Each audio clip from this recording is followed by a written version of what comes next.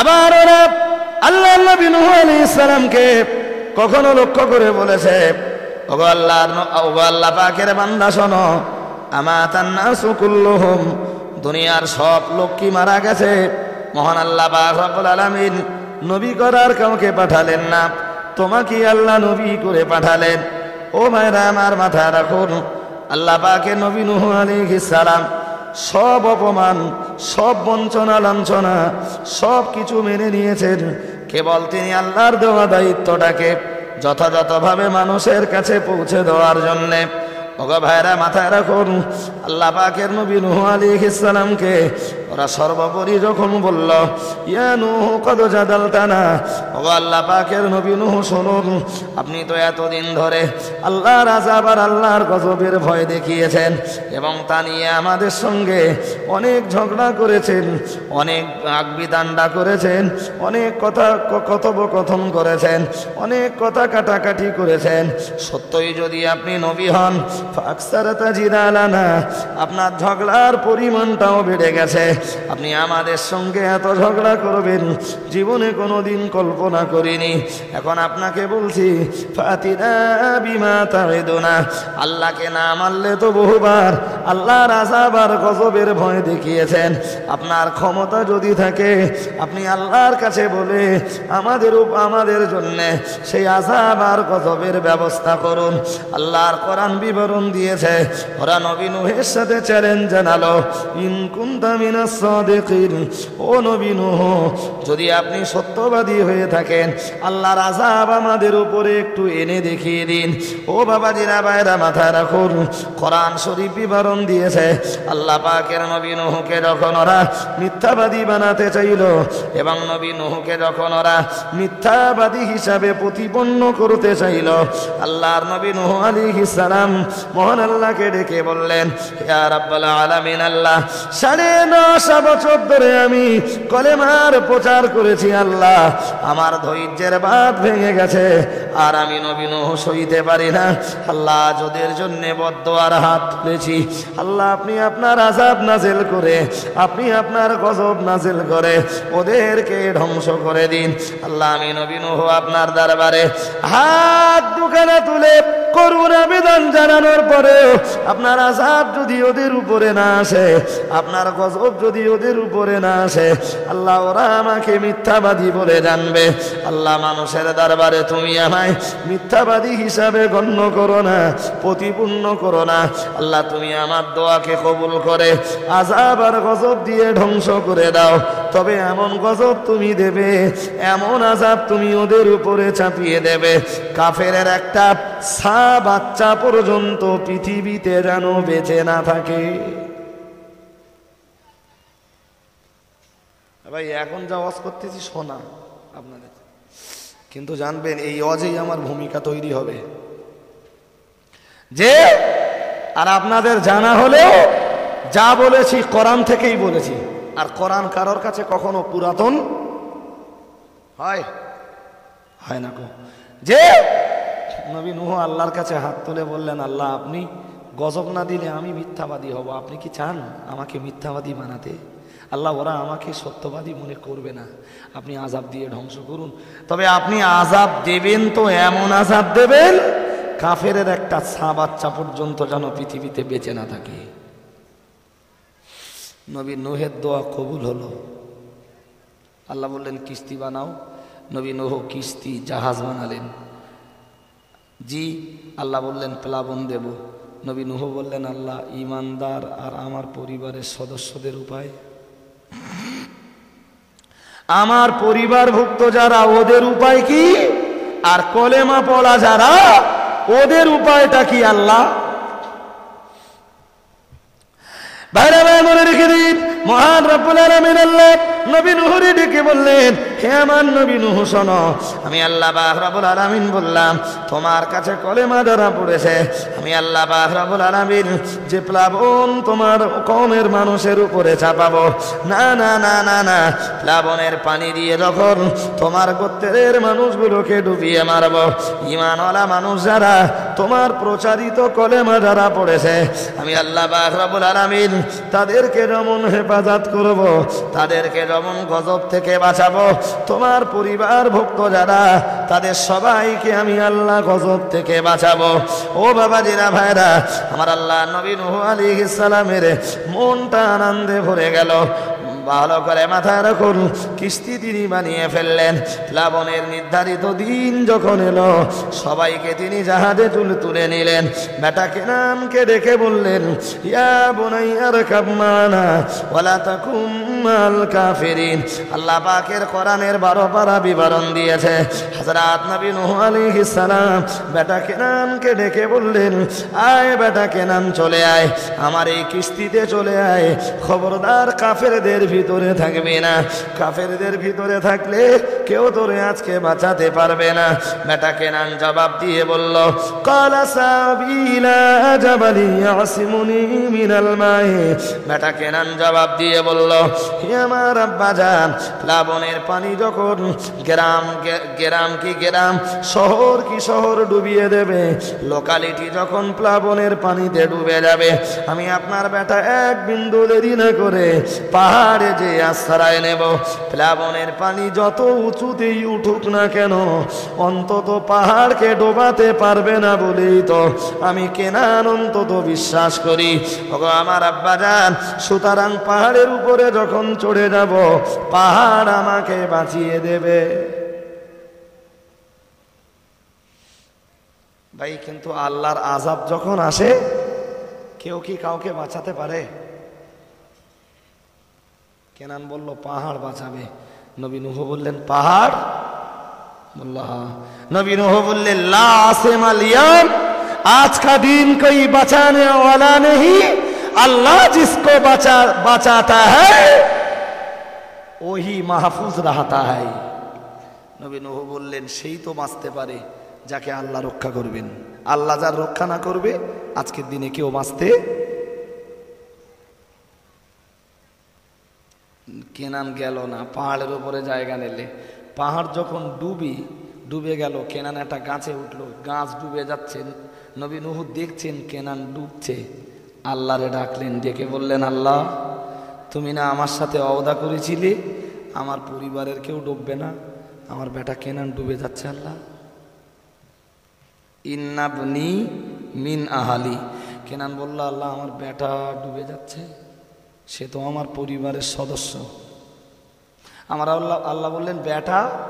নবী নূহ বললেন, কেনান, ওয়া ইন্না ওয়াদাকাল হক, আপনার ওয়াদাটা তো সত্য, আপনি আপনার ওয়াদাটাকে সত্য পরিণত করুন, আমার বেটা কেনানকে আপনি বাঁচান।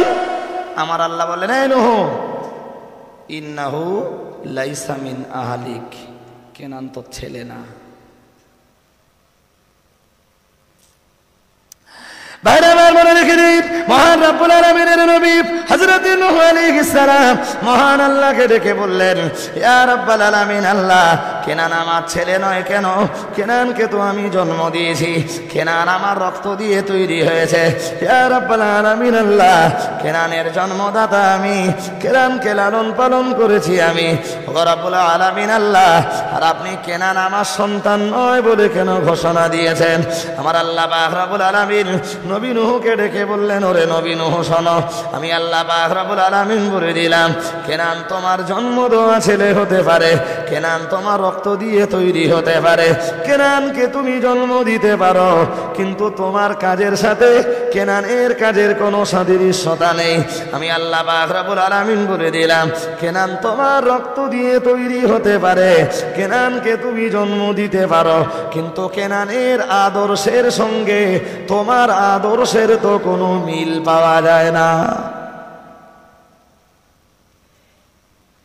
বিষয়গুলো বুঝতে হবে আজ আপনাদের। যে নবী নূহ বললেন, আমার ও তো রক্ত দিয়ে তৈরি, আল্লাহ বললেন রক্ত দিয়ে তৈরি হতে পারে, কিন্তু তোমার আদর্শের সাথে কেনানের আদর্শের তো কোনো মিল নেই। ভাই আমার কথা মাথায় যাচ্ছে আপনাদের নাকি? এগুলো না বুঝতে পারলে বলো পরের ধাপটা বুঝতে পারবেন না।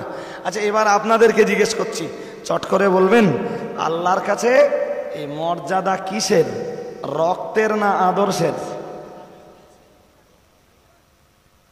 আলহামদুলিল্লাহ এই পর্যন্ত বুঝেছেন, পরের স্তরটা বোঝাচ্ছি।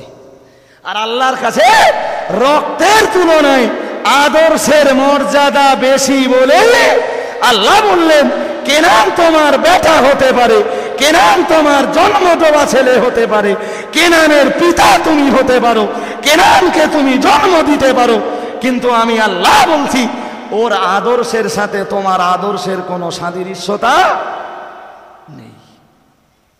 পরের ধাপটা বুঝুন ভাই। রসুলের একজন সাহাবী, নাম তার ইকরামা। কি নাম বলেছি? ও ভালো করে নামটা মুখস্থ করতে করতে বাড়ি যান। ইকরামা, তিনি রসুলের একজন সাহাবী। সাহাবী শুধু নন, তিনি ইসলামের ইতিহাসে একজন শহীদ। সুবহানাল্লাহ বলবেন।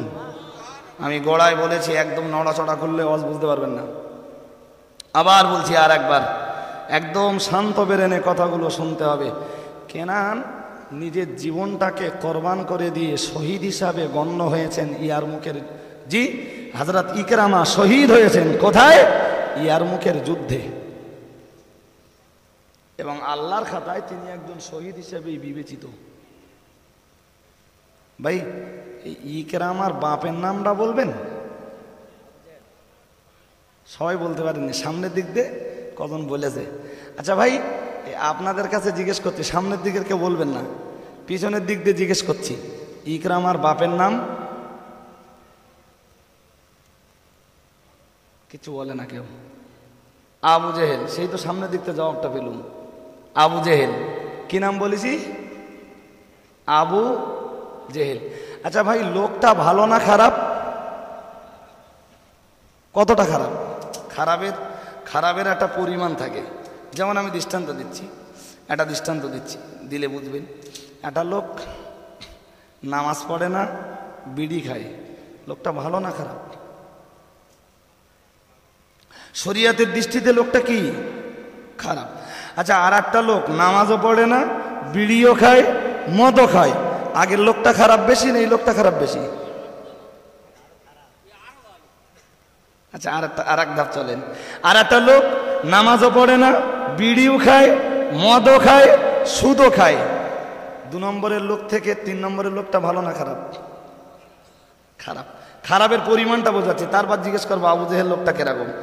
যে আর একটা লোক নামাজ পড়ে না, বিড়ি খায়, মদ খায়, গাঁজা খায়, সুদ খায়, মাঝে মাঝে শোনা যায় মাটিয়ায়ও যায়, ভালো না খারাপ? আরো খারাপ বলেছেন। আচ্ছা আর একটা লোক এই কাজগুলো সব করে, সেই সঙ্গে রাত্রিবেলা রাস্তায় দাঁড়িয়ে ছিনতাইও করে, এ লোকটা আরো খারাপ। আচ্ছা পৃথিবীতে যত খারাপ আছে আপনারা কি আমায় বলবেন আবু জেহেল যে জাতের খারাপ, এর চেয়ে খারাপ আর হতে পারে? সেই আবু জেহেলের বেটাকে, আবু জেহেল জান্নাতি না জাহান্নামী? জাহান্নামী। তাহলে ইকরামার গায়ে কার রক্ত? আবু জেহেলের রক্ত। ভালো করে বোঝেন। আচ্ছা তার আগে একটুখানি আবু জেহেলের পরিচয় ভালো করে দিয়ে নেওয়া উচিত আমার। এই যে কত বড় শয়তান তার কল্পনা করা যাবে না। আমি একটা দুটো দৃষ্টান্ত দিচ্ছি।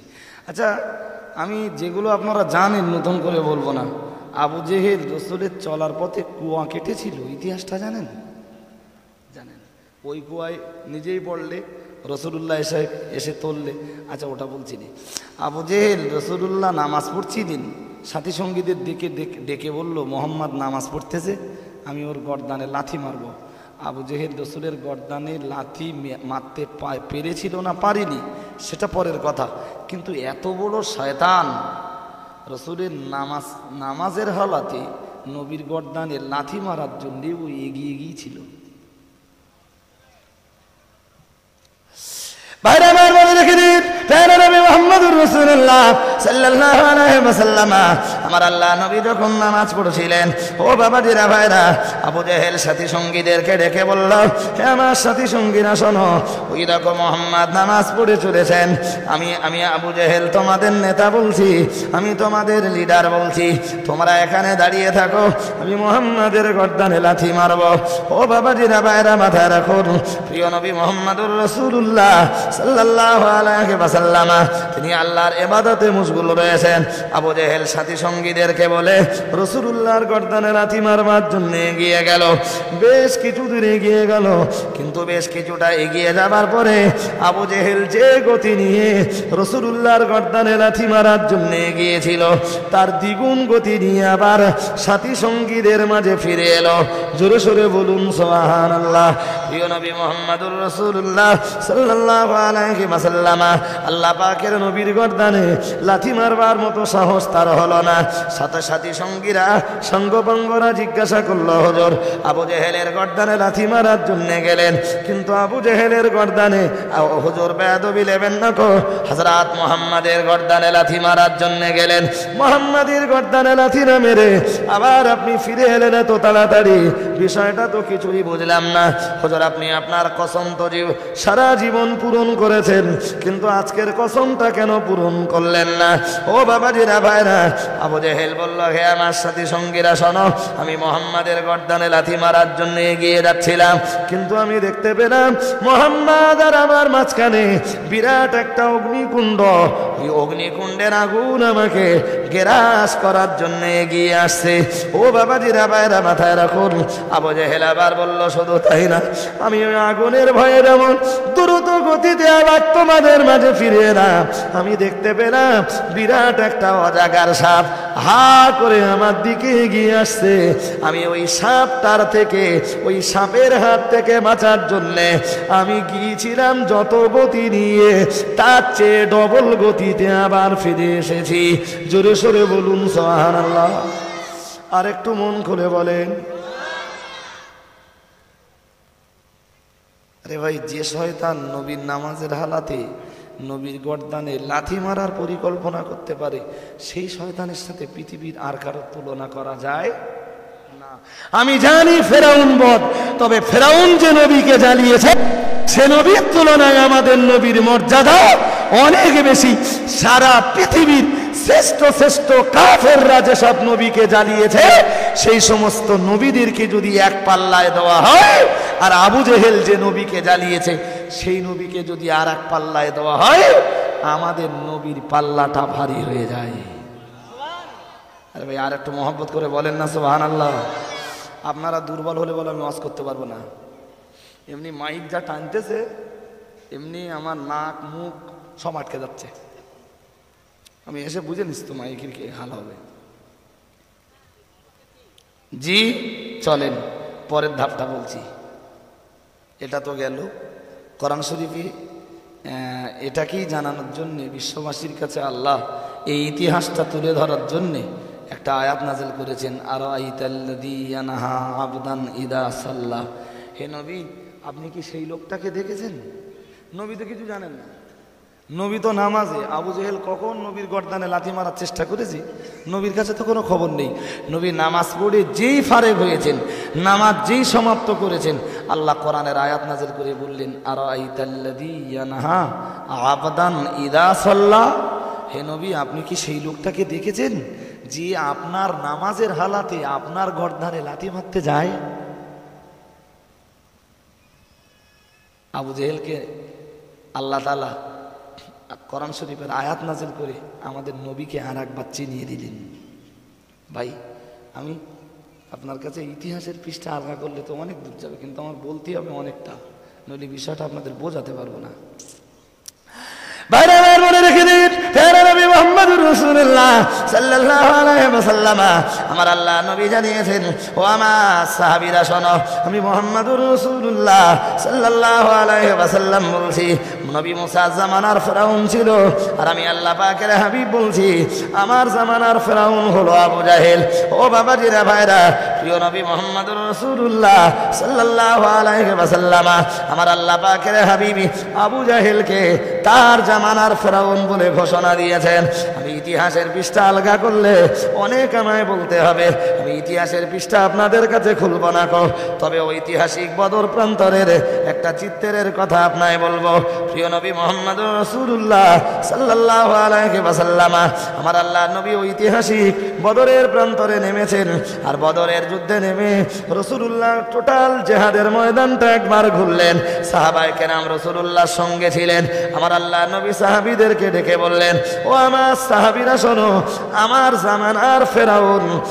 জামানার ফেরাউন আবু জাহেল এই জায়গাটাতে মারা যাবে। সাহাবারা রাসূলুল্লাহর সঙ্গে রয়েছেন। আল্লাহ নবী বললেন, হে আমার সাহাবীরা এই জায়গাটা দেখে রাখো, আমার জামানার ফেরাউনকে মহান আল্লাহ এই বদরের প্রান্তরের এই জায়গাটাতে খতম করে দেবেন। ও ভাইরা মুসলমান বাবাজিরা মাথায় রাখুন, দিনের নবী রাসূলুল্লাহ সাল্লাল্লাহু আলাইহি ওয়াসাল্লাম বেঈমান বেদিনদের বিরুদ্ধে লড়াই করলেন।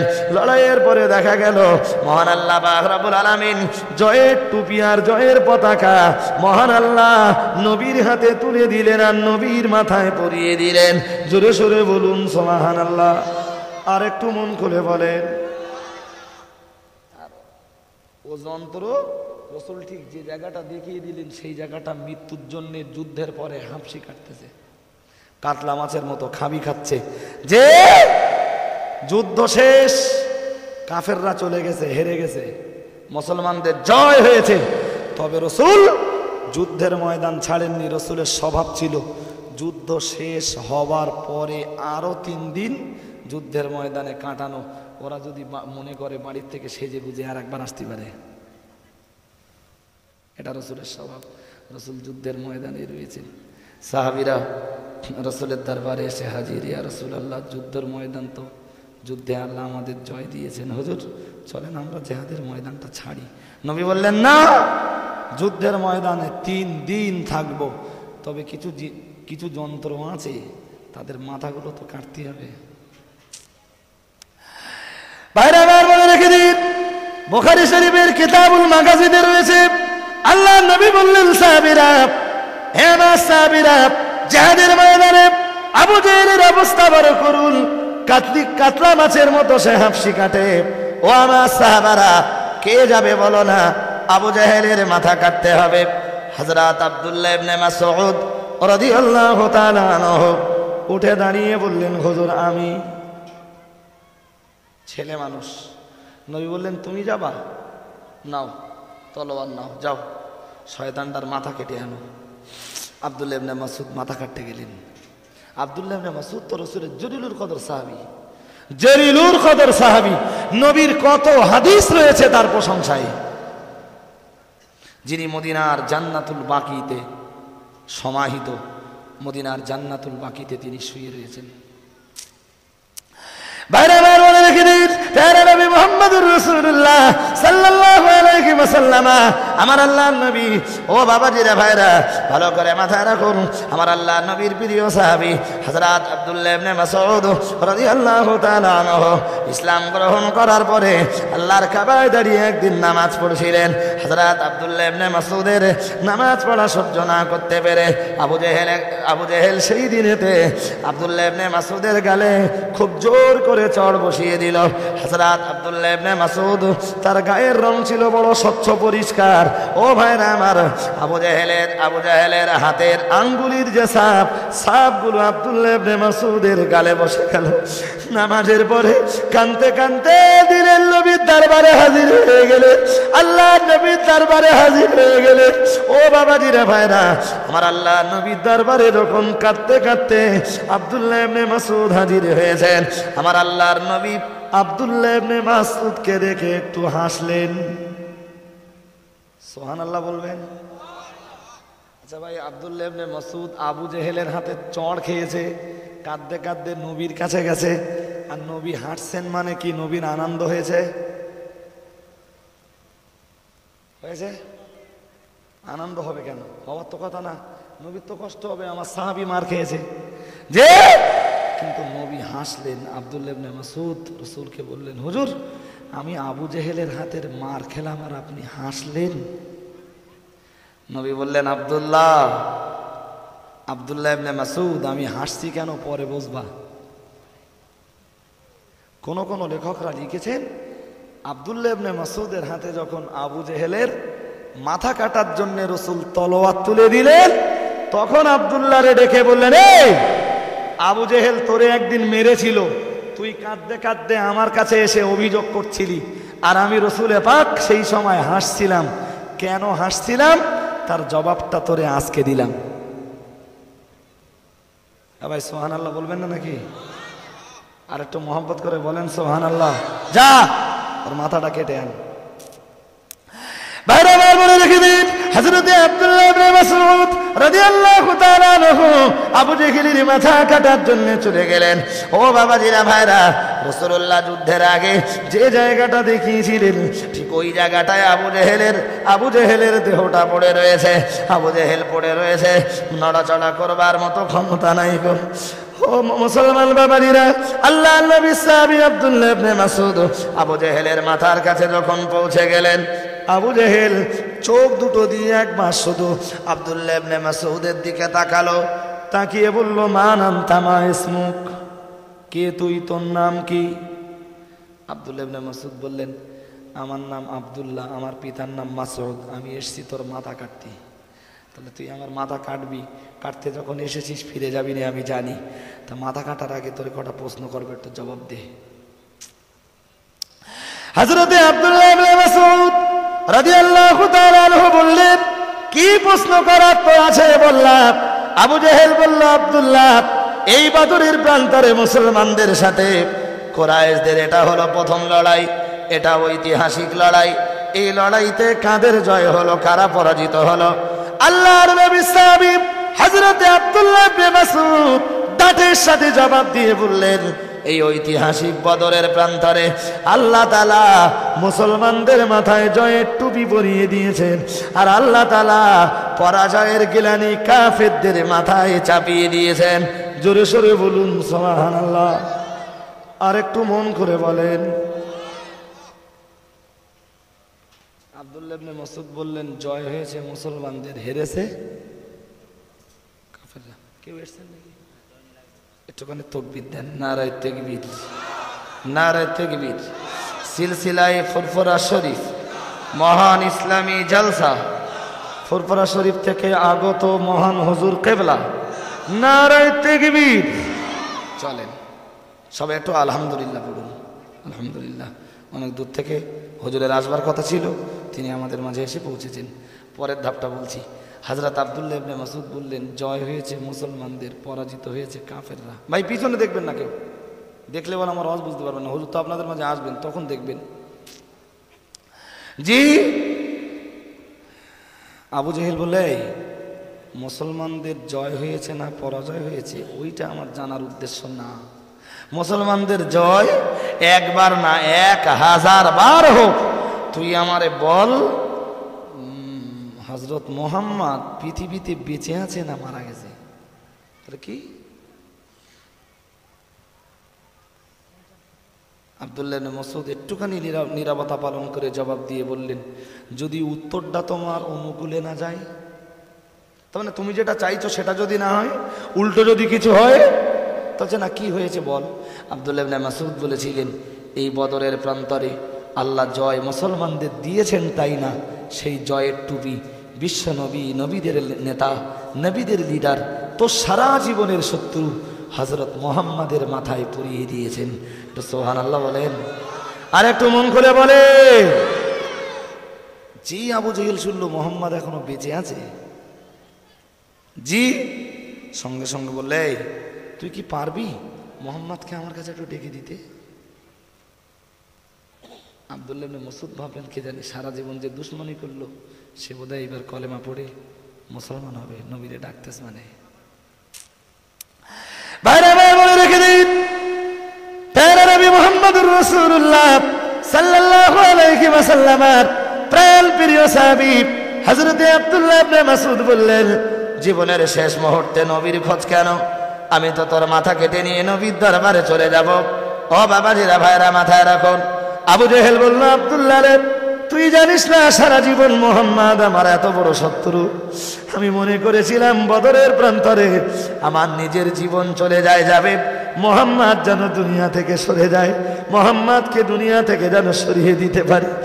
আমি আবু জেহেল দুনিয়া থেকে সরে গেলাম, মোহাম্মদকে দুনিয়া থেকে সরাতে পারলাম না। আমার মনের ভিতরে বড় কষ্ট থেকে গেল, বড় কষ্ট নিয়ে আমি দুনিয়া থেকে বিদায় নেব। তুই কি পারবি মোহাম্মদকে একবার ডেকে দিতে? আফরাদ তুই বেটা আমার হাত দুটো অচল করে দিয়েছে, আমার পা দুটো অচল করে দিয়েছে, আমার উপরে এত পরিমাণ তলোয়ারের আঘাত চালিয়েছে, আমার চুলবার কোনো ক্ষমতা নাই, চলা তো দূরের কথা, উঠে দাঁড়ানোর মতো ক্ষমতা নাই, দাঁড়ানো তো বহু দূরের কথা, উঠে বসবার মতো ক্ষমতাটুকু আমার নাই। একটা বারের জন্য তুই মোহাম্মদকে যদি সংবাদ দিতে পারিস, আর মোহাম্মদ যদি আমার দরবারে আমার সামনে একটু হাজির হয়ে যায়, আমি আফরার দুই বেটা আমার হাত দুটো পা দুটো অচল করে দিয়েছে, কিন্তু আমার দাঁতগুলো এখনো চাঙ্গা রয়েছে। সুযোগ যদি আমি পাই, মোহাম্মদ আমার এত বড় শত্রু, দাঁত দিয়ে কামড়ে অন্তত আমার রাগটা কিছুটা নিবারণ করব। তো নাউজুবিল্লাহ পড়বেন না? আর একটু জোর করে পড়বেন না নাউজুবিল্লাহ? হিমিন জালিক, যে ভাই যে আবু জেহেল জীবনের শেষ মুহূর্তে রাসূলুল্লাহকে ধ্বংসাতে চায় দাঁত দিয়ে, দাঁতগুলো চাঙ্গা আছে বলে। আচ্ছা, সেই আবু জেহেলের রক্ত ভালো হওয়ার কথা? হওয়ার কথা? কথা না। তা আবু জেহেলের রক্তে ইকরামা ভালো হলো কেন?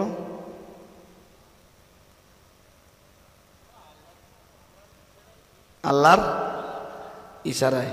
তাহলে আমি কি বোঝাতে চাচ্ছি বলেন দিন? খারাপ রক্ত ভালো হয় কিসে? কিসে?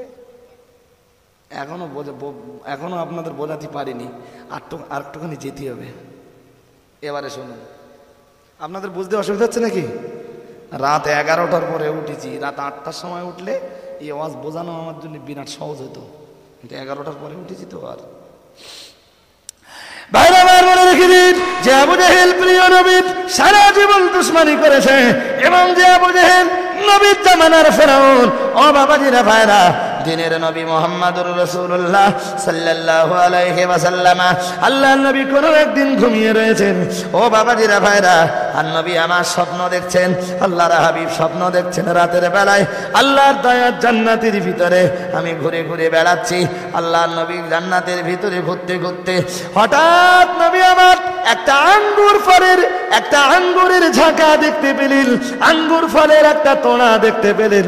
আল্লাহর নবী আঙ্গুর ফলের ওই তোড়াটা দেখতে পেয়ে বললেন, এই আঙ্গুরগুলো কার জন্য বরাদ্দ হয়েছে? এই আঙ্গুরগুলো কে খাবে? ও বাবাজিরা ভাইরা, যেই না নবী আমার স্বপ্ন যুগে প্রশ্ন করলেন, নবীরে জবাব দিয়ে বলা হলো, এই আঙ্গুরগুলো খাবে আবু জাহেল। নবী কোথায় ঘুরছেন? জান্নাতে। স্বপ্ন যোগে কি দেখছেন? আঙ্গুর ফল। নবী জিজ্ঞেস করলেন, কে খাবে? জবাব হলো আবু জেহেল।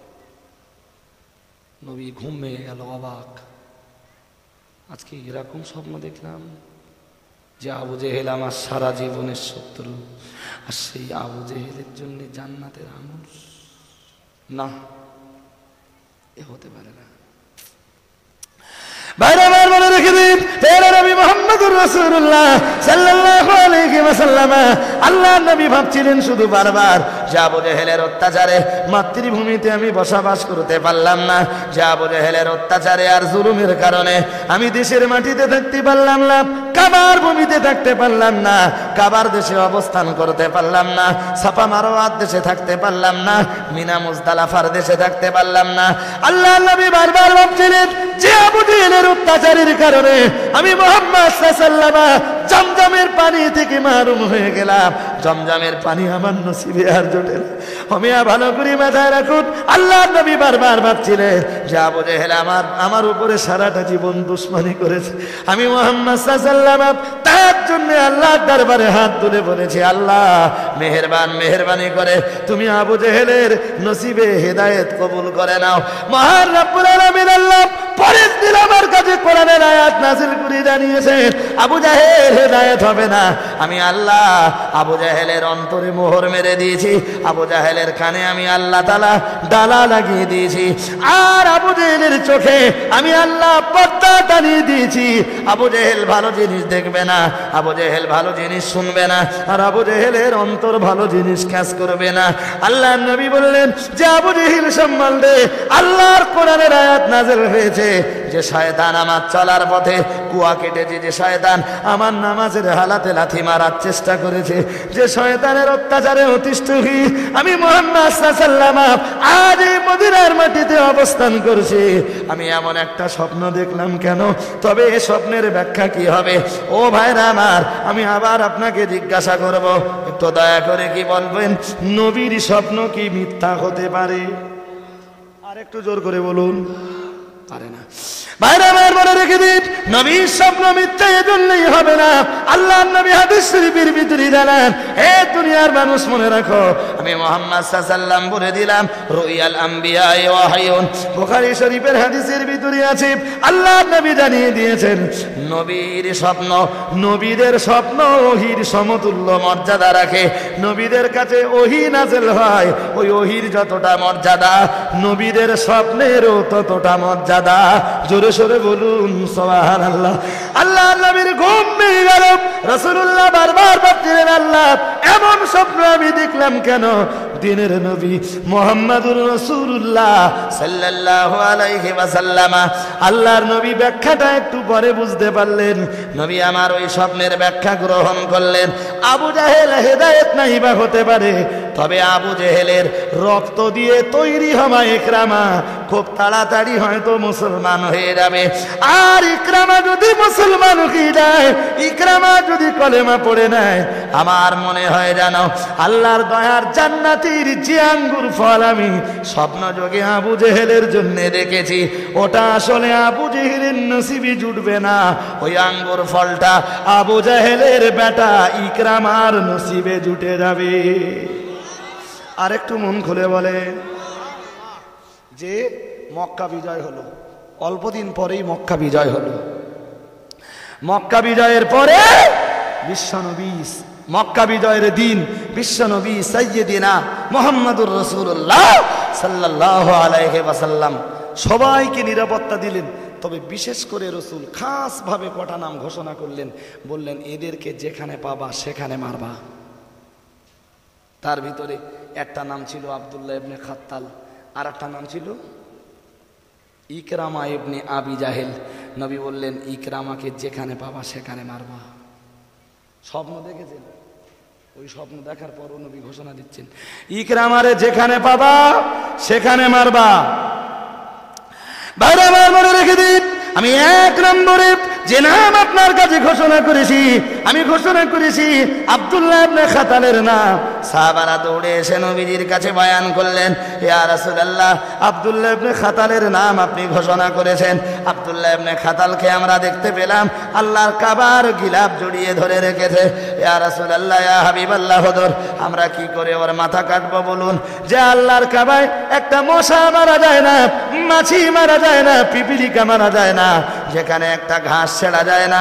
ইয়া রাসূলুল্লাহ, ইয়া হাবিবাল্লাহ, হুজুর আব্দুল্লাহ ইবনে খাতাল আল্লাহ সেই কাবায় জায়গা নিয়েছে আর কাবার গিলাফ জড়িয়ে ধরে রেখেছি। ইয়া রাসূলুল্লাহ, আব্দুল্লাহ ইবনে খাতালকে আমরা কি করে মারতে পারি?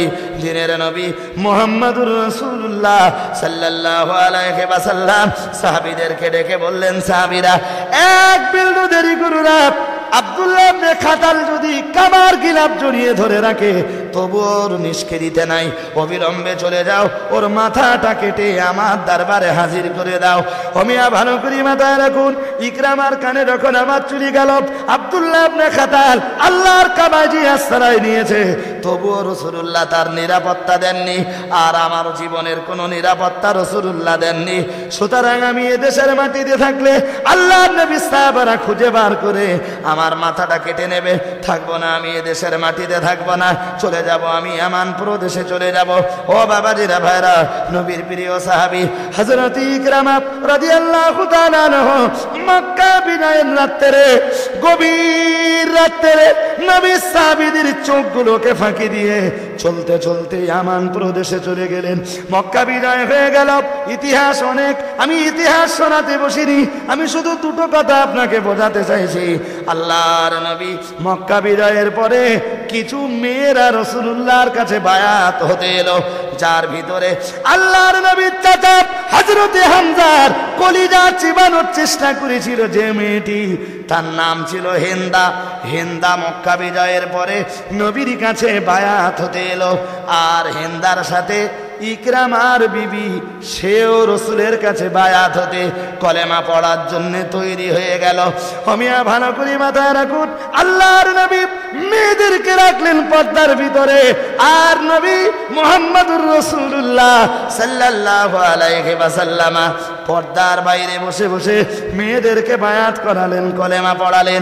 হমিয়া ভালো করে মাথায় রাখুন, আবু জাহেলের বেটা ইকরামার বিবি নবীর কাছে কলেমা পড়ার পরে বলল, ইয়া রাসূলুল্লাহ, আপনি কি আমার একটা দাবি রাখবেন? নবী বললেন, কি দাবি তোমার বলো। ও বাবাজিরা মায়েরা, ইকরামার বিবি বলল, ইয়া রাসূলুল্লাহ, ইকরামার জীবনের কোনো নিরাপত্তা এই মক্কার মাটিতে ছিল না বলে হুজুর ইকরামার রক্ত মক্কার মাটিতে আপনি হালাল ঘোষণা করেছেন বলে ইকরামা ইয়ামানে যে লুকিয়ে রয়েছে। ইয়া রাসূলুল্লাহ, আর আপনি মক্কা বিজয় করে নিয়েছেন, কাল আপনার কবজায় আল্লাহ তাআলা ইয়ামান প্রদেশটাকে যখন এনে দেবেন, তখন আমার স্বামী ইকরামা কোথায় যাবে? ইয়া রাসূলুল্লাহ, আমি আপনার কাছে কলেমা পড়েছি, আর আমি দায়িত্ব নিয়ে বলছি, আমি ইকরামাকে আপনার দরবারে হাজির করে দেব। হুজুর, একটা বারের জন্য আপনি ইকরামাকে নিরাপত্তা প্রদান করুন।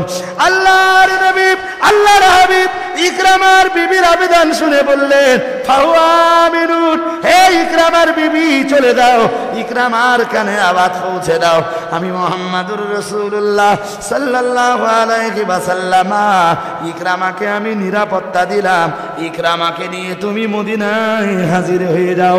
হমিয়া ভালো করে মাথায় রাখুন, ইকরামার বিবি চলতে চলতে ইয়ামান প্রদেশে যে ইকরামাকে সঙ্গে করে নিয়ে আল্লাহর নবীর দরবারে পৌঁছানোর আগে আগেই নবী আমার সাহাবীদেরকে ডেকে বললেন, হে আমার সাহাবীরা শোনো, আমি দিনের নবী মুহাম্মাদুর রাসূলুল্লাহ সাল্লাল্লাহু আলাইহি ওয়াসাল্লাম বলছি, ও আমার সাহাবীরা, সায়াতিকুম ইকরামা ইবনে আবি জাহলিন। আল্লাহর নবী বললেন, হে সাহাবীরা, খুব তাড়াতাড়ি ইকরামা ইবনে আবি জাহল আমার দরবারে হাজির হয়ে যাবে, মুমিনান মুহাজিরান, এবং সে কলেমা পড়বে, ঈমান গ্রহণ করবে, মুহাজির হিসাবে গণ্য হবে। ফালা তাসুব্বু আবাহু, হে আমার সাহাবীরা, তোমরা তো জানো তার পিতা হলো আবু জাহেল। খবরদার খবরদার, ইকরামা কলেমা পড়ার পরে জানো, ইকরামার সামনে তার বাপকে কখনো গালিগালাজ করবা না। ইতিহাস অনেক, আমি ইতিহাস বলতে চাইছি না, যে শুধু একটা জায়গাতে পৌঁছাতে চাইছি। মক্কা বিজয়ের পরে ইকরামা এলো তার স্ত্রীর সঙ্গে, এসে রসুলের কাছে যে হাজির হলো রসুলের দরবারে, রসুলের সামনে এসে দাঁড়ালো, এসে বলল, হুজুর আমাকে কি করতে হবে বলুন। নবী বললেন, তুমি পড়ো লা ইলাহা ইল্লাল্লাহু মুহাম্মাদুর রাসূলুল্লাহ। ইকরামা বলল, হুজুর আমি রাজি হয়ে গেলাম। ইকরামা পড়ে নিল লা ইলাহা ইল্লাল্লাহু মুহাম্মাদুর রাসূলুল্লাহ সাল্লাল্লাহু আলাইহি ওয়াসাল্লাম। সুবহানাল্লাহ বলবেন, আর একটু মন খুলে বলবেন। কার বেটা? আবু জাহেলের বেটা। এটা ভুললে আপনাদের চলবে না, যে এরপরে ইকরামা জি কলেমা যখন পড়লো, কলেমা গ্রহণ করার পরে, ঈমান গ্রহণ করার পরে, মুসলমানদের খাতায় নাম লেখানোর পরেই রাসূলুল্লাহর কাছে একটা দাবি জানালো, বলল, হুজুর আমার একটা দাবি আছে। ভাইরা আমার মনে রেখে দিন, নবী আমার বললেন, ইকরামা কি দাবি তোমার রয়েছে বলো। ইকরামা বলল, ইয়া রাসূলুল্লাহ, ইয়া হাবিবাল্লাহ, হুজুর আমার দাবি আর অন্য কিছুই নয়। ইয়া রাসূলুল্লাহ, আমি ইসলাম কবুল করার আগে বদরের প্রান্তরে আপনার বিরুদ্ধে তলোয়ার ধারণ করেছিলাম, ওহদের প্রান্তরে আমি আপনার বিরুদ্ধে তলোয়ার ধারণ করেছিলাম, খন্দকের প্রান্তরে হুজুর আমি আপনার বিরুদ্ধে তলোয়ার ধারণ করেছিলাম। আমার তলোয়ার কত মুসলমানদের রক্তক্ষরণ করেছে, আমার তলোয়ারে কত মুসলমানের রক্ত লেগে রয়েছে। ইয়া রাসূলুল্লাহ, ইয়া হাবিবাল্লাহ, হুজুর আজ আমি ইকরামা কলেমা পড়েছি, মুসলমান হয়েছি। হুজুর জানি না আমার জীবনের গুনাহগুলো আল্লাহ মাফ করেছেন কিনা। ইয়া রাসূলুল্লাহ, বদরের যুদ্ধে আমি আপনার গায়ের রক্ত মাখতে চেয়েছিলাম, আপনার সাহাবী আবু বকরের গায়ের রক্ত মাখতে চেয়েছিলাম। হুজুর আপনার সাহাবী ওমর, ওসমান আর আলীর গায়ের রক্ত মাখতে চেয়েছিলাম। ইয়া রাসূলুল্লাহ, ইয়া হাবিবাল্লাহ, হুজুর ওহদের প্রান্তরে আপনার গায়ের রক্ত যখন ঝরেছিল আমি ইকরামা বড় আনন্দিত হয়েছিলাম। ইয়া রাসূলুল্লাহ, ইয়া হাবিবাল্লাহ, আমি জীবনে যে অন্যায় করেছি আমার অন্যায়কে আল্লাহ তাআলা ক্ষমা করবেন। আল্লাহর নবী বললেন, হে ইকরামা শোনো, আমি দ্বীনের নবী রাসূলুল্লাহ তোমায় বলছি, ইন্নাল ইসলামা ইয়াহদিমু মা কানা ক্বাবলাহু। আল্লাহর নবী বললেন, ইকরামা শোনো, ইসলাম গ্রহণ করার আগে একজন মানুষের জীবনে যত পাপ আর যত অপরাধ থাকে, ইসলাম কবুল করার কারণে আল্লাহ তাআলা তার জীবনের পাপ রাশিকে সব মার্জনা করে দেন। আর একটু মন খুলে বলুন ভাইরা আমার, মনে রেখে দিন। ইকরামা বলল, ইয়া রাসূলুল্লাহ, ইয়া হাবিবাল্লাহ, হুজুর তবু আপনার কাছে আবেদন, আপনি বিশ্বনবী, বিশ্ব নেতা, আমার আব্বাও সারা জীবন আপনার সাথে দুশমনি চালিয়েছে, আমিও সারা জীবন আপনার সাথে দুশমনি চালিয়েছি। ইয়া রাসূলুল্লাহ, আপনার কাছে আবেদন, একবার আপনি আমার জন্য আল্লাহর দরবারে হাত তুলে একটু ক্ষমা চান। আল্লাহ যেন আমাকে মাফ করে দেন, আল্লাহ যেন আমাকে ক্ষমা করে দেন, আমাকে আল্লাহ যেন বেগুনাহ মাসুম বানিয়ে দেন। আল্লাহ নবী বললেন, ঠিক আছে ইকরামা, আমি তোমাকে সঙ্গে নিয়ে আল্লাহর কাছে হাত উঠাবো। নবী আমার আল্লাহর দরবারে হাত দুখানা তুলে বললেন, আল্লাহ তাআলা ইকরামা কলেমা পড়েছে, মুসলমান হয়েছে। ইয়া রাব্বাল আলামিন, আল্লাহ আমি তোমার নবী, প্রিয় নবী, তোমার শাহী দরবারে দুখানা খালি হাত উঠিয়েছি। আল্লাহ তাআলা তুমি ইকরামার পূর্ব জীবনের গুনাহ রাশিকে মার্জনা করে দাও। জোরে সোরে বলুন সুবহানাল্লাহ। ও বাবাজিরা, ভাইরা, একটু দয়া করে কি বলবেন, ইকরামার জন্য নবী যখন ক্ষমা চেয়েছেন, ইকরামার জীবনে কি আর কোনো গুনাহ থাকতে পারে? রক্তটা কার বলেন দিন, এটা ভুলে গেলে হবে না, বলবো তাহলে আর রস করতে পারবো না। পরের ধাপটা আবার বলছি, ইকরামা এরপরে অনেক ইতিহাস। আমার কাছে একটা বই রয়েছে, বইটা আরবি, গাড়িতেও বোধহয় রয়েছে। বইটার নাম সুয়ারুম মিন হায়াতিস সাহাবা। খুব মারাত্মক এবং ভাইরাল একটা বই নবী সাহাবীদের জীবন চরিত্রের উপরে। ওই বইটার লেখক লিখেছেন, ইকরামা যখন ইয়ারমুকের যুদ্ধে গেল, ইয়ারমুকের যুদ্ধের সেনাপতি ছিলেন হযরত খালিদ ইবনুল ওয়ালিদ, যার লাকাব ছিল সাইফুল্লাহ, যার বাংলা মানে আল্লাহ তলোয়ার। হযরত ইকরামা ওই ইয়ারমুকের যুদ্ধের দিনগুলির সবচেয়ে মারাত্মক যে দিনটা ছিল, ওই দিনটায় হযরত ইকরামা রাদিয়াল্লাহু তাআলা আনহু শাহাদাত বরণ করেছেন। যখন ইকরামা ঝাঁপিয়ে পড়ছিলেন শত্রু পক্ষের উপরে, পিছন দিক দিয়ে খালিদ ইবনে ওয়ালিদ জামা টেনে ধরলেন, এই ইকরামা, এক কদম আগে বাড়বে না, তুমি শহীদ হয়ে যাবে, মানে মুসলমানদের মন অনেক দুর্বল হয়ে যাবে, একটু পরে তুমি আগাও, তুমি আপাতত আমার পাশে থাকো। ইকরামা বললেন, নয়। বদরের যুদ্ধের চিত্রের কথা মনে পড়ে। মাআজ আর মুআব্বিস নামীয় দুটো ছোট ছোট ছেলে আমার আব্বার উপরে যখন তলোয়ার চালাচ্ছিল, আমি সামলাতে না পেরে ওই ছোট্ট একটা বাচ্চার একটা হাতকে কেটে দিয়েছিল। আমার এই তলোয়ারে কত মুসলমানের রক্ত নিয়ে আমি খেলা করেছি। যুদ্ধের ময়দানে আমি শত শত মুসলমানের রক্ত ঝরিয়েছি। আমি জীবনে যে অন্যায় করেছি জানি না আল্লাহ আজও আমায় ক্ষমা করেছেন কিনা। খালিদ ইবনুল ওয়ালিদ, আপনি যুদ্ধের সেনাপতি হিসাবে আপনার দাবিটা আমায় মেনে নেওয়া উচিত ছিল, কিন্তু আপনার দাবি মেনে নেওয়া সম্ভব নয়। আমি যে আল্লাহর দয়ার জান্নাতের সুঘ্রাণ পাচ্ছি, আমাকে একটু সুযোগ করে দেন, আমি দুনিয়া থেকে আল্লাহ পাকের দয়ার জান্নাতটাকে দখল করে নিতে চাই। একটু সুবহানাল্লাহ বলা যাবে? হযরত ইকরামা এগিয়ে গেলেন। ভাইরা আমার মনে রেখে দিন, প্যারা নবী মুহাম্মদুর রাসূলুল্লাহ সাল্লাল্লাহু আলাইহি ওয়াসাল্লামের প্রিয় সাহাবী হযরত ইকরামা রাদিয়াল্লাহু তাআলা আনহু তলোয়ার নিয়ে ঝাঁপিয়ে পড়লেন। প্রায় সন্ধ্যা পর্যন্ত লড়াই করলেন। ও বাবাজিরা ভাইরা, সন্ধ্যা পর্যন্ত লড়াই করে হযরত ইকরামা তখনও শাহাদাতের পেয়ালা পান করেননি। যুদ্ধ শেষ হয়ে গেল, সেদিনের মতো যুদ্ধ বন্ধ হয়ে গেল। ইকরামা জেহাদের ময়দানে পড়ে রয়েছেন। ইকরামার চোখ মুখ দেখে, হাব ভাব দেখে যেন মনে হচ্ছিল তাকে একটু পানি পান করালে বড় ভালো হতো। আল্লাহর নবীর যেসব সাহাবারা জেহাদের ময়দানে আহতদের পরিষেবার জন্য থাকতেন, পরিষেবা যারা জেহাদের ময়দানে দিতেন, নবীর একজন সাহাবী ইকরামার এই করুণ অবস্থা দেখে, করুণ পরিণতি দেখে একটা পাত্রে করে পানি নিয়ে যেই না পান করাতে গেলেন, হযরত ইকরামা পাশে একটুখানি তাকিয়ে দেখলেন তার পাশে নবীর আর একজন সাহাবী পড়ে রয়েছেন, যার নাম হলো হযরত আবু আইয়াশ ইবনে রাবিয়া।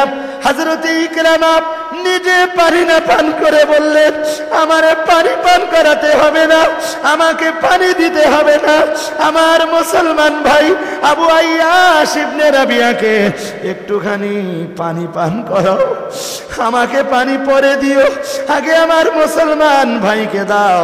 ও বাবাজিরা ভাইরা, জেহাদের ময়দানে আহতদের পরিষেবা দানে নিযুক্ত লোকটা পানির পাত্র নিয়ে আবু আইয়াশ ইবনে রাবিয়ার কাছে যখন চলে গেল, তাকে যখন পানি পান করাতে গেল, আবু আইয়াশ ইবনে রাবিয়া শুধু চোখ দুটো খুললেন, দেখতে পেলেন পাশে আর একজন মুসলমান পড়ে রয়েছে।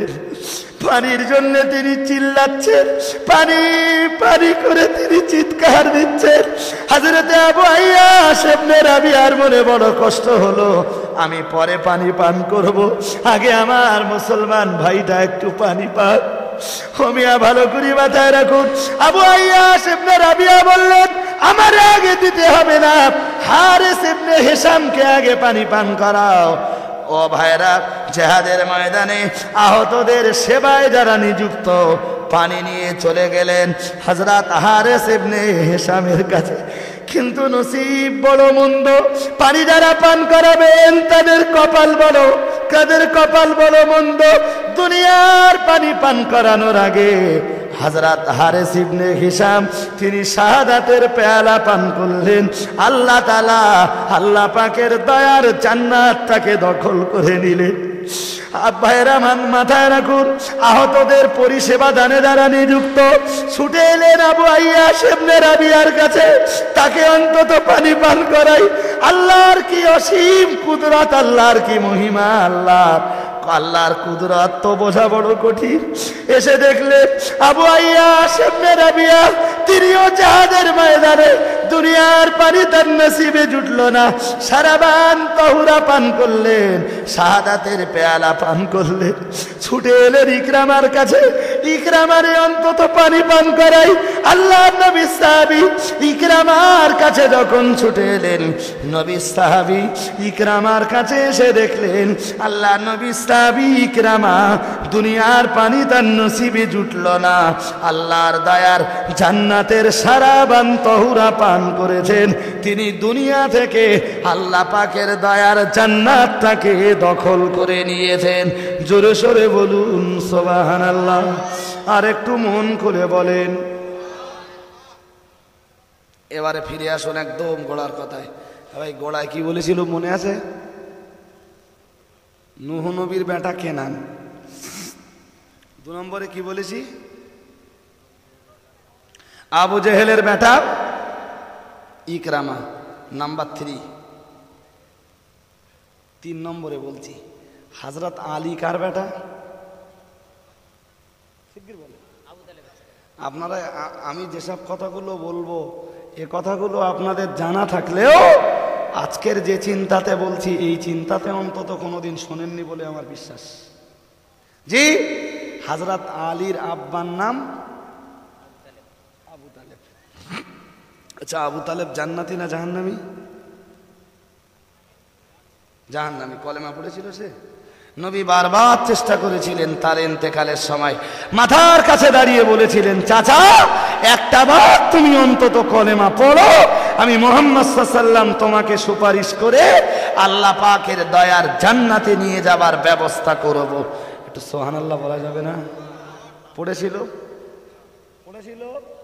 পড়িনি ভাই? তাহলে আলী কোন রক্ত দিয়ে তৈরি? আবু তালেবের রক্ত দিয়ে তৈরি।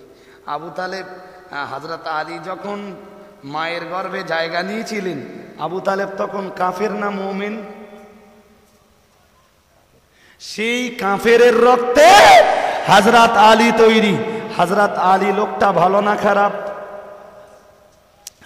বাইরে আমার মনে রেখে দিন, প্যারা নবী মুহাম্মদুর রাসূলুল্লাহ সাল্লাল্লাহু আলাইহি ওয়াসাল্লাম, আমার আল্লাহ নবী হাদিস শরীফের ভিতরে জানিয়েছেন, হে দুনিয়ার মানুষ মনে রাখো, আমি মুহাম্মদুর রাসূলুল্লাহ সাল্লাল্লাহু আলাইহি ওয়াসাল্লাম বলে দিলাম, ইন্নাল জান্নাতা তাস্তাকু ইলা সালাসাতিন আলিয়্যিন ওয়া আম্মারিন ওয়া সালমানিন আও কামা ক্বালা আলাইহিস সালাম। ও বাবাজিরা, ভাইরা, মাথায় রাখুন, এই পরিবেশে আমি আপনাকে একটি হাদিস শুনিয়ে দিলাম। প্রিয় নবী মুহাম্মদুর রাসূলুল্লাহ সাল্লাল্লাহু আলাইহি ওয়াসাল্লাম, আমার আল্লাহ নবী হাদিস শরীফের ভিতরে জানিয়ে দিয়েছেন, ইন্নাল জান্নাতা তাস্তাকু ইলা সালাসাতিন, আমার আল্লাহ নবী জানিয়ে দিয়েছেন, আল্লাহ পাক যে দয়ার জান্নাত তৈরি করেছেন, আল্লাহর দয়ার ওই জান্নাত তিনটি লোকের জন্য আকাঙ্ক্ষা করে, তিনটি লোকের জন্য আল্লাহর জান্নাত অপেক্ষা করে। আল্লাহ নবী এক নম্বরে বললেন আলীউন, হযরত আলী রাদিয়াল্লাহু তাআলা আনহু। আল্লাহ নবী দ্বিতীয় নম্বরে বললেন ওয়া আম্মারিন, আর দ্বিতীয় নম্বরে আমার আম্মারের জন্য আল্লাহর দয়ার জান্নাত অপেক্ষা করে, আকাঙ্ক্ষা করে। আল্লাহ নবী তৃতীয় নম্বরে বললেন ও সালমানা, আর আমার প্রিয়তম সাহাবী হযরত সালমান ফারসির জন্য আল্লাহ পাকের দয়ার জান্নাত অপেক্ষা করে চলেছে। জোরে সোরে বলুন সুবহানাল্লাহ। আর একটু মন খুলে বলেন, তাহলে আবু তালেবের রক্তে তৈরি হলো আলী, আর আলীর জন্য আল্লাহর জান্নাত অপেক্ষা করছে। যে অথচ হিসাব কষে অঙ্ক করে আপনাকে বার করে দেখিয়েছি, হযরত আলী মূলত এক কাফেরের রক্তে তৈরি। জি, কাফেরের রক্তে তৈরি হবার পরেও হযরত আলীর জন্য জান্নাত অপেক্ষা করছে। এর পিছনে মূল কারণ হযরত আলী ঈমান গ্রহণ করেছেন, কলেমা পড়েছেন, ইসলামের সুশীতল ছায়াতলে আশ্রয় নিয়েছেন, আদর্শ তৈরি করেছেন, আদর্শ গঠন করেছেন, আর সর্বোপরি নিজের জীবনে নেক আমল করেছেন। তাই আলী কোন রক্তে তৈরি হয়েছে আল্লাহর কাছে ওটি বড় ব্যাপার নয়। মহান আল্লাহ আলীর জন্য তার দয়ার জান্নাতে জায়গা করে রেখেছেন। আর একটু মন করে বলেন, আমি বলে বলে বুঝিয়েছিলাম রাসূলের প্রিয় সাহাবী হযরত ইকরামা তৈরি হয়েছে আবু জেহেলের রক্ত দিয়ে। তার পিতা এক কুখ্যাত কাফের, সে কাফেরের ঘরে জন্ম নিয়ে কলেমা পড়েছে, ইসলাম গ্রহণ করেছে। কাফেরের রক্তে তৈরি হবার পরেও সে ইসলামী আদর্শের কাছে মাথা নত করেছে, যে জীবন গঠন করেছে, আদর্শ গঠন করেছে এবং নেক আমল করেছে বলেই নেক আমলের বিনিময়ে সে দুনিয়া থেকেই আল্লাহর দয়ার জান্নাত তাকে দখল করে নিয়েছে। আর একটু মন খুলে বলেন, জি, আমি রাসূলের কোন সাহাবীর কথা বলবো? রাসূলের প্রিয় সাহাবী হযরত আবু উবাইদা ইবনুল জাররাহ রাদিয়াল্লাহু তাআলা আনহু নিজে হাতে নিজের বাপের মাথা কেটেছিলেন বদরের প্রান্তরে। সেই আবু উবাইদা হিসাব কষে পাওয়া গেছে, জি, যিনি বদরের প্রান্তরে তার বাপের মাথা কেটেছিলেন হযরত আবু উবাইদা, তিনি এমন আদর্শ গঠন করেছেন, এত বেশি নেক আমল যিনি করেছেন, রাসূলুল্লাহ তার যে 10 জন সাহাবীকে দুনিয়াতে জান্নাতের সার্টিফিকেট দিয়েছেন, তার ভিতরে 10 নম্বরে রয়েছে হযরত আবু উবাইদার নাম। একটু সুবহানাল্লাহ বলা যাবে না? জি, আমি তো এজন্যই বলছি, আবু উবাইদাও তো কাফেরের রক্ত দিয়ে তৈরি। কাফেরের রক্তে তৈরি হবার পরেও সে ঈমান গ্রহণ করে আদর্শ গঠন করার কারণে আল্লাহ পাক তাকে তার দয়ার জান্নাতের ভিতরে জায়গা করে দিয়েছেন। একটু সুবহানাল্লাহ বলবেন। ভাই আমার বক্তব্যের সার কথায় কি বুঝলেন? কি বোঝা গেল? আল্লাহর কাছে কিসের মূল্য? রক্তের মূল্য না আদর্শের মূল্য? তাই বুঝিয়েছি। আরো পরিষ্কার করে বোঝানোর জন্য লেটেস্ট অর্ডার করবো না কো এটা মদ্দা কথা আপনাদের বলছি। ভাই এই বাকুল শরীফে একজন ওলির মাজার আছে। কার মাজার বলেছি? বাকুল শরীফে গেছেন কেউ? হাত তোলেন কারা কারা গেছেন। নারায়ে তাকবীর, নারায়ে তাকবীর। সিলসিলায়ে ফুরফুরা শরীফ, মহান ইসলামী জলসা, মহান ইসলামী জলসা, পারপাটনার বাৎসরিক মহান ইসালে সওয়াব। নারায়ে তাকবীর। যে বাকুল শরীফে যার মাজার, কি নাম বলেছেন? সুফি আব্দুল মোমিন। সুফি, তার আগের নামটা বলবেন? ঠিক বলছেন? মিথ্যা কথা না তো? আমিও তাই পড়েছি বইতে, যে সুফি আব্দুল মোমিন। আচ্ছা ভাই, সুফি আব্দুল মোমিনের গায়ে কার রক্ত আছে? জি জি, বেধর্মীর রক্ত। তো বেধর্মীর রক্ত গায়ে নিয়ে তিনি আল্লাহর বেলায়েত কি করে পেলেন? আল্লাহর ওলি কি করে হলেন? জি, কার কাছে বায়াত হয়েছিলেন? দাদা হুজুরের কাছে। তাহলে তিনি একজন বেধর্মীর রক্ত নিয়ে দুনিয়াতে আসবার পরেও তার গায়ে ছিল বেধর্মীর রক্ত। দাদা পীরের কাছে তিনি বায়াত হলেন, দাদা পীরের আদর্শ নিলেন, দাদা পীরের আদর্শের কাছে মাথা নত করে দিলেন, জীবনে আদর্শ গঠন করলেন। সর্বোপরি এক জীবনে এত বেশি নেক আমল করেছেন, নেক আমলের বিনিময়ে আল্লাহ পাক রব্বুল আলামিন তার ওলি দিগের খাতায় তার নাম লিখে দিয়েছেন। একটু সুবহানাল্লাহ বলা যাবে না? আর একটু মন খুলে বলেন। আচ্ছা ভাই, বেধর্মীর রক্ত নিয়ে ওলি হওয়া সম্ভব? হ্যাঁ, তাহলে বিড়ির রক্ত ভালো হবে না কেন? একটা লোক বিড়ি খায়, তা তার রক্ত থেকে ভালো হতে পারে না? আপনি বলুন, আবু জেহেলের রক্ত থেকে যদি ইকরামা ভালো হতে পারে, আবু ওবায়দা কাফেরের ঘরে জন্ম নিয়ে সে যদি জান্নাতে যেতে পারে, তাকেও বিড়ি খাওয়া লোকের রক্ত নিয়ে দুনিয়াতে এসে সে কি ভালো হতে পারে না? এটা যেমন ঠিক গোড়ায় বলেছিলাম, নূহের রক্তে তৈরি হয়েছে কেনান, ভালো রক্ত বিগড়ে যেতে পারে না? পারে না? আপনি বলবেন কেনানের নবী নূহ আলাইহিস সালামের, জি আপনি ঘুরিয়ে বলতে পারেন হযরত নবী নূহ আলাইহিস সালামের গিন্নি খারাপ ছিল, কেনানের মা খারাপ ছিল, বলতে পারেন না? বলতে পারেন। আপনার প্রশ্ন থাকতে পারে, আপনার প্রশ্ন থাকলে আমার জবাব থাকবে না? যে ধরেই নিলাম নবী নূহের স্ত্রী মুমিনা ছিলেন না, কলেমা জীবনে বলেননি, যে তার গর্ভে কেনান জায়গা পেয়েছে বলেই সে নাফরমানিতে দুনিয়া ভরপুর করে দিয়েছে, মেনে নিলাম। আচ্ছা বলবেন ভাই, আদম আর হাওয়া এই দুজনের ভিতরে কোনজন খারাপ? কেউ খারাপ আছে?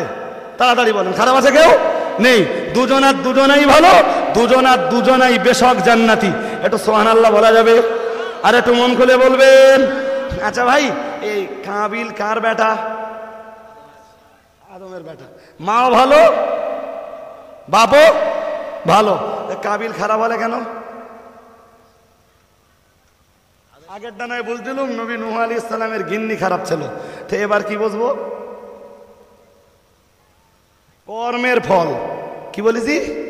কর্মের ফল। সুতরাং এটি জানবেন, সারা জীবন মনে রাখবেন, যে কে কোন রক্তে তৈরি হয়েছে ওটি আল্লাহর কাছে বড় ব্যাপার নয়, ওটি আল্লাহর কাছে বড় ব্যাপার নয়। তার চেয়ে বড় ব্যাপার কি বলেন দিন? নেক আমল আর আদর্শ। নেক আমল আর আদর্শ। আমি টাইম কত হয়েছে জানি না গো, জি ওয়াজ মোটামুটি করেছি, জি তা ভাই মাইক ভালো হলে আর একটুখানি করতাম। আমার এত কষ্ট হচ্ছে, আমি ওয়াজ করতে পারছি না, একদম কথা বলতে পারছি না, কথা আটকে যাচ্ছে। ভাইরা আমার মনে রেখে দিন, এজন্যই তো গলায় প্রিয় নবী মুহাম্মদুর রাসূলুল্লাহ সাল্লাল্লাহু আলাইহি ওয়াসাল্লাম, আমার আল্লাহ নবীর জবানের একটা হাদিস পড়েছিলাম। ও বাবাজিরা ভাইরা, আপনাদের মনে রয়েছে কিনা জানি না, আমি হাদিস শরীফের একটি হাদিস পড়েছিলাম। প্রিয় নবী মুহাম্মদুর রাসূলুল্লাহ সাল্লাল্লাহু আলাইহি ওয়াসাল্লাম, আমার আল্লাহ নবী হাদিস শরীফে জানিয়েছেন, ইন্নাল্লাহা লা ইয়ানজুরু ইলা সুওয়ারিকুম ওয়া আমওয়ালিকুম ওয়ালাকিন ইয়ানজুরু ইলা কুলুবিকুম ওয়া আমালিকুম, আও কামা ক্বালা আলাইহিস সালাম। আমার আল্লাহ নবী হাদিস শরীফে জানিয়েছেন, না না না না না, মহান আল্লাহ পাক রব্বুল আলামিন হাসরের ময়দানে দুনিয়ার কোন মানুষের চেহারার দিকে দেখবেন না। আল্লাহ তাআলা দুনিয়ার কোন মানুষের মালের দিকে দেখবেন না। কে গাছতলায় কে পাঁচতলায় বসবাস করে, মহান আল্লাহ ওটাও দেখবেন না। কে কোন রক্ত দিয়ে তৈরি হয়েছে, হাসরের ময়দানে মহান আল্লাহ ওটাও একবারও দেখবেন না। আমার আল্লাহ নবী হাদিস শরীফে জানিয়েছেন, ওয়ালাকি ইয়ানজুরু ইলা কুলুবিকুম ওয়া আমালিকুম, বরং আমি আল্লাহর হাবিব বলছি, মহান আল্লাহ পাক রব্বুল আলামিন শুধু দেখবেন মানুষের নেক আমলের দিকে, মানুষের অন্তরের দিকে, আর কে কতটা নেক আমল করেছে সেটাই মহান আল্লাহ হাসরের মাঠে দেখবেন। জোরে সোরে বলুন সুবহানাল্লাহ। আর একটু মন খুলে বলেন, ভাই কোন দিকে দেখবেন বলেছি? নেক আমল আর অন্তর। নেক আমল আর না, আপনার পকেটে পয়সা কত আছে ওটা দেখবেন না, কতালায় বসবাস করেছেন ওটা আল্লাহ দেখবেন না। জি, কোন ঘরে লালন পালন হয়েছেন আল্লাহ ওটা দেখবেন না। কি দেখবেন? আদর্শ দেখবেন, নেক আমল দেখবেন, আর আল্লাহ দেখবেন মানুষের অন্তরের দিকে। ভাইরা, বক্তৃতা আমি ছাড়তে যাব, বক্তৃতা আর করবো না। সোনার মদিনায় নবী পাকের প্রতি একটু সালামের নজরানা পড়বো। ইয়া নবী সালাম।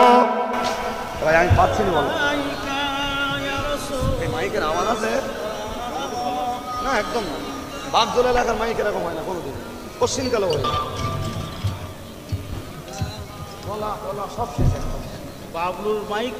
আপনার প্রশ্নটা অপ্রাসঙ্গিক, তাই না? আপনার প্রশ্নটা অপ্রাসঙ্গিক। এই প্রশ্নের জবাবের জন্যে আপনি অন্য জায়গায় অন্যত্রে জিজ্ঞেস করবেন, অথবা স্পেশালভাবে আমাকে জেনে নেবেন। আমি বলেছি আমার বক্তৃতার পক্ষে বিপক্ষে। আজকে তো আমি 1.5 ঘন্টা হজ করেছি। বলেন যদি পক্ষে বিপক্ষে যদি কোনো প্রশ্ন বাজায়, অপ্রাসঙ্গিক প্রশ্ন আজকে করবেন না। আর কিছু আছে কারোর? ABC XYZ কারোর যদি জানার থাকে এখনো বলেন, পরে যেন কোন করবেন না।